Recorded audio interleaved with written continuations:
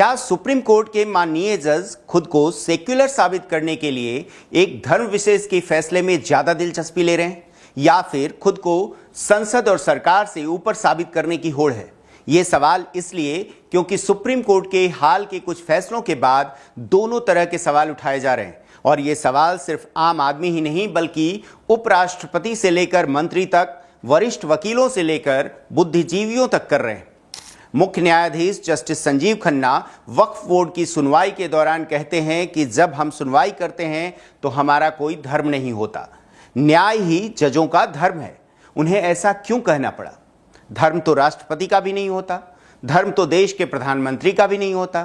पहला सवाल कि वक्फ बोर्ड संशोधन कानून, जिसे देश के चुने हुए सांसदों ने कई महीनों तक रात दिन लगाकर तैयार किया और फिर लोकसभा और राज्यसभा दोनों सदनों से पास कराकर राष्ट्रपति की मुहर लगने के बाद एक कानून का रूप दिया गया, उसके खिलाफ केस क्या सुप्रीम कोर्ट में सुना जाना चाहिए था?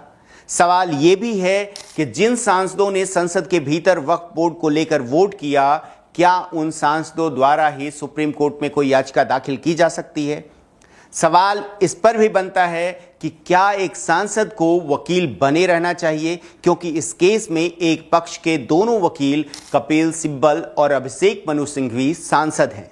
ये सवाल इसलिए क्योंकि जब इस देश में आम आदमी अगर सरकारी नौकरी में है तो आर्थिक लाभ के लिए कोई और काम नहीं कर सकता, फिर एक सांसद कैसे अपने पेशे को जारी रख सकता है? क्योंकि सांसदों को भी तो सैलरी मिलती है।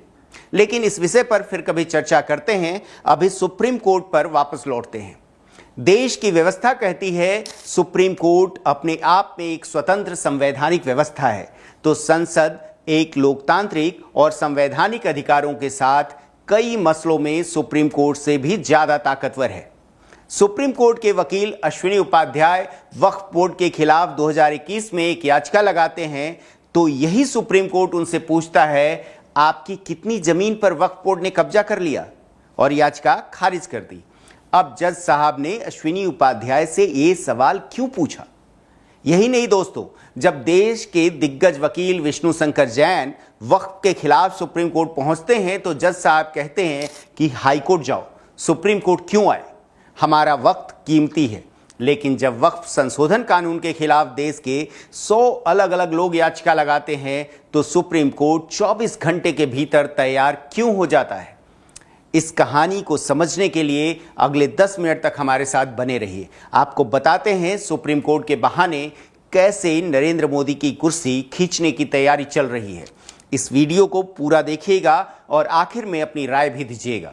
साल 2014 तक सुप्रीम कोर्ट और सरकार के बीच लगभग सब कुछ ठीक चल रहा था, लेकिन जैसे ही नरेंद्र मोदी प्रधानमंत्री बनते हैं, वो कानून मंत्री और देश के बड़े बड़े कानून के जानकारों को बुलाते हैं, उनसे समझते हैं, जजों की नियुक्ति की प्रक्रिया में लग रहे धांधली के आरोपों पर बात करते हैं, और फिर नरेंद्र मोदी सरकार कॉलेजियम सिस्टम, जिससे जज अभी भी चुने जाते हैं, उसे हटाकर NJAC यानी national judicial appointment commission, Hindi में कहें तो राष्ट्रीय न्यायिक नियुक्ति आयोग के गठन का प्रस्ताव सामने रखते हैं। इस प्रस्ताव में क्या था, ये जानने से पहले आपको ये समझना होगा कि आज़ादी के 75 सालों तक हमारे देश के हाई कोर्ट और सुप्रीम कोर्ट में जजों की नियुक्ति बहुत हैरान करने वाले तरीके से होती रही है। दोस्तों, जरा सरल भाषा में आप समझिए कि जज साहब बात बात पर गुस्सा क्यों हो जाते हैं, और उपराष्ट्रपति ने इन्हें सुपर संसद क्यों कह दिया। बीजेपी नेता निशिकांत दुबे ने यह क्यों कह दिया, धार्मिक युद्ध भड़काने के लिए सुप्रीम कोर्ट जिम्मेदार होगा। तो आप पहले समझिए क्या है कॉलेजियम सिस्टम, जिसे बदलना चाहती है मोदी सरकार। जैसे सांसद मिलकर प्रधानमंत्री चुनते हैं, वैसे ही 4 जज और CJI मिलकर अन्य जजों की नियुक्ति के लिए नाम आगे बढ़ाते हैं। इसी को कॉलेजियम सिस्टम कहा जाता है। सुप्रीम कोर्ट और हाई कोर्ट को कंट्रोल हिंदुस्तान के कुछ परिवार ही करते हैं। ऐसा इसलिए कहा जाता है क्योंकि जजों की नियुक्ति में परिवारवाद गंभीर मसला है। पीएम मोदी राजनीति की तरह न्यायपालिका से भी परिवारवाद और भाई भतीजावाद मिटाना चाहते हैं, क्योंकि अगर आपके पिताजी चीफ जस्टिस ऑफ इंडिया हैं तो आप किसी हाई कोर्ट में जज साहब बन जाएंगे। हैरानी की बात यह है कि केंद्रीय कानून मंत्री किरेन रिजिजू ये साफ कहते हैं कि संविधान में कॉलेजियम सिस्टम का जिक्र ही नहीं है। इसी आधार पर मोदी सरकार सुप्रीम कोर्ट में नई व्यवस्था को लागू करना चाहती है।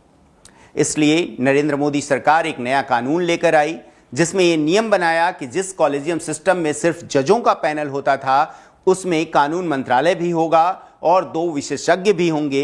इनके अलावा सुप्रीम कोर्ट के 2 सीनियर जज और मुख्य न्यायाधीश होंगे जिनकी सहमति से यह फैसला होगा कि सुप्रीम कोर्ट और हाई कोर्ट में जिन जजों की नियुक्ति हो रही है उनकी वरिष्ठता और योग्यता के आधार पर नियुक्ति हो, न कि परिवारवाद या भाई भतीजावाद के आधार पर। हैरानी की बात दोस्तों ये है कि नरेंद्र मोदी का ये ड्रीम प्रोजेक्ट अधूरा रह गया क्योंकि कहा यह जाता है कि सुप्रीम कोर्ट की जड़ें बहुत मजबूत हैं और इसी बात को लेकर कांग्रेस का आरोप है कि नरेंद्र मोदी न्यायपालिका पर दबाव बना रहे हैं। संविधान खतरे में है, लोकतंत्र के मूल ढांचे पर प्रहार हो रहा है। लेकिन बदलते भारत के दौर में जब हर क्षेत्र में बदलाव हुआ, यहां तक कि भारत के पुराने कानून को भी बदल दिया गया, यानी अंग्रेजों के सारे सिस्टम देश अब अपग्रेड कर रहा है, चाहे वो नई संसद हो या कानून में बदलाव की बात हो। लेकिन सुप्रीम कोर्ट की व्याख्या नए सिरे से इस देश में नहीं हो पा रही है। इसी बात पर विवाद छिड़ा जब उपराष्ट्रपति ने जजों को सुपर संसद कह दिया और उनका सीधा कहना था कि राष्ट्रपति को आदेश आप नहीं दे सकते। अब यह विवाद इसलिए गहरा गया क्योंकि जिस कानून को सुप्रीम कोर्ट में चुनौती दी जा रही है और जिस पर सुप्रीम कोर्ट की 3 जजों की बेंच सुनवाई कर रही है, अगर वो कानून में कोई बदलाव करते हैं तो आदेश राष्ट्रपति को जाएगा, न कि सरकार को जाएगा। क्योंकि राष्ट्रपति ने वक्फ कानून पर मुहर लगा दी है और राष्ट्रपति की मुहर लगती है तो किसी विधेयक को कानून का रूप मिल जाता है। इसलिए देश में वक्फ बोर्ड पर होने को कुछ भी हो सकता है। मोदी सरकार के 11 साल के पूरे कार्यकाल में किसी कानून को लेकर यह पहला मौका है जब न्यायपालिका और विधायिका में खुलकर तकरार आमने सामने आ गई है। बीजेपी नेता खुलकर सुप्रीम कोर्ट पर कई आरोप लगा रहे हैं। देश के उपराष्ट्रपति ने कई बातें कह दी हैं।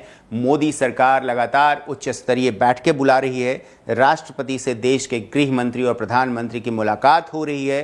5 मई को फैसला आना है। जस्टिस खन्ना जो देश के मुख्य न्यायाधीश हैं, 13 मई को उनकी फेयरवेल पार्टी भी होनी है।